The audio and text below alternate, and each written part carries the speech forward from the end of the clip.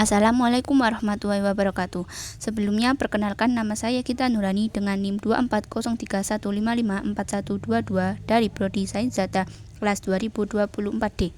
Sebagai pemenuhan tugas UTS kelas AI 086 yang dibina oleh Ibu dosen Royhana Waliul Mursida, di sini saya akan mempresentasikan sebuah analisis kasus praktik beragama di Indonesia dengan tema yang akan saya diskusikan, yaitu hal ihwal berziarah kubur. Di awal Islam, Rasulullah melarang ziarah kubur baik bagi laki-laki maupun perempuan. Hal demikian dilakukan agar mereka tidak masuk ke dalam lembah kemusyrikan. Menurut tradisi jahiliyah bahwa ziarah kubur itu dimaksudkan untuk meminta berkah arwah leluhur dan untuk menjauhkan bala bencana.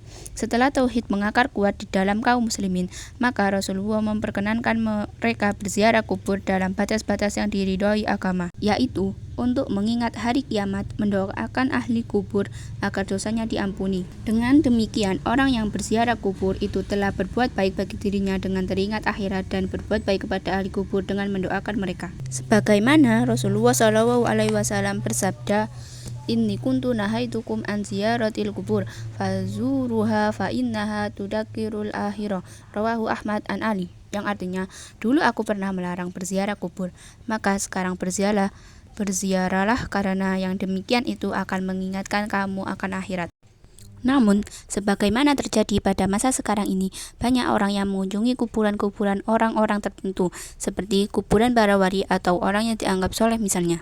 Kegiatan tersebut dapat digolongkan kepada perbuatan yang dilarang dikarenakan orientasi tujuannya sudah berubah, yaitu apabila datang berziarah bukan untuk mendoakan dan muhasabah diri, namun cenderung meminta-minta dan menjadikan kuburan-kuburan itu wasilah kepada Allah Subhanahu wa Ta'ala. Indikasi itu muncul di antara karena kegiatan berziarah itu dikhususkan ke tempat-tempat yang tertentu yang dinilai memiliki hal yang lebih dibandingkan kuburan-kuburan lain. Padahal Rasulullah SAW tidak pernah mengkhususkan kuburan-kuburan tertentu, baik beliau hendak mendoakan mereka maupun ketika bermuhasabah diri. Berikut merupakan dalil dilarangnya meminta-minta kepada kuburan dan menjadikan wasilah kepada Allah Subhanahu wa Ta'ala. Terdapat pada surat Yunus ayat 106 sebagai berikut. A'udzubillahi minasyaitonirrajim. Wala tad'u min dunillahi ma la yanfa'uka wa la yaduruka fa in fa'alta fa innaka idzan minadh dhalimin. Yang artinya, dan janganlah engkau menyembah sesuatu yang tidak memberi manfaat, yang tidak pula memberi bencana kepadamu selain Allah. Sebab jika engkau lakukan yang demikian, maka sesungguhnya engkau termasuk orang-orang yang zalim. Kemudian dalil yang kedua yaitu pada surat Az-Zumar ayat 39 disebutkan, A'udzubillahi minasyaitonirrajim, walladzina tahudu min duni awliya ma ta'budum illa liyuqarribuha illa wa zulfa, yang artinya, dan orang-orang yang mengambil perlindungan kepada selain Dia berkata, kami tidak menyembah mereka melainkan berharap agar mereka mendekatkan kami kepada Allah dengan sedekat-dekatnya. Pada ayat terakhir menunjukkan bahwa orang-orang yang beralasan ingin mendekatkan diri kepada Allah Subhanahu wa Ta'ala melalui perantara apapun yang tidak dibenarkan syariat, termasuk dalam hal ini adalah melalui ahli kubur. Pada hakikatnya mereka itu menyekutukan Allah Subhanahu wa Ta'ala. Kan hal ini juga termasuk ke dalam syirik. Untuk itu, solusi yang dapat diterapkan untuk menghindari larangan meminta-minta kepada kuburan yaitu 1. Memperkuat pemahaman tauhid dengan menanamkan keyakinan bahwa hanya Allah yang berhak disembah dan tempat bergantung dalam segala hal. Memahami bahwa doa dan permohonan hanya ditujukan kepada Allah tanpa perantara.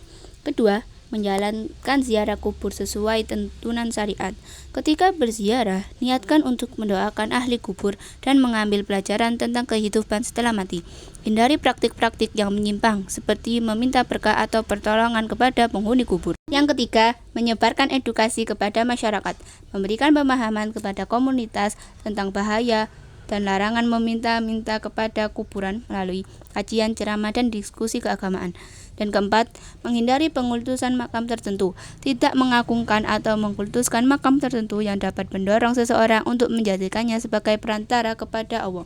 Dengan memahami dan menerapkan solusi-solusi tersebut, diharapkan umat Islam dapat menjalankan ziarah kubur sesuai dengan tuntunan syariat tanpa terjerumus dalam perbuatan yang dilarang. Sekian apa yang dapat saya sampaikan.